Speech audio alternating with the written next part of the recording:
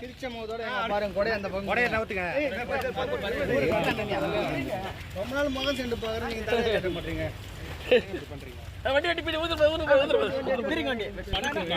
என்ன சொன்னாங்க? என்ன கொடுத்தாங்க? அது சொல்லணும்ல, என்ன அது சொல்லணும்ல. நீ மனு கொடுத்தீங்க, கொடுக்கல, அது பதில் சொல்லணும்ல. கொங்கு மண்டலத்துல சுற்றுப்பயணிங்க புதுச்சேரி தேர்ந்தெடுக்க காரணம் என்ன சார்? சார் ஆனந்த் சார், இதுக்கு என்ன அர்த்தம்? மௌனத்துக்கு என்ன சார் அர்த்தம்?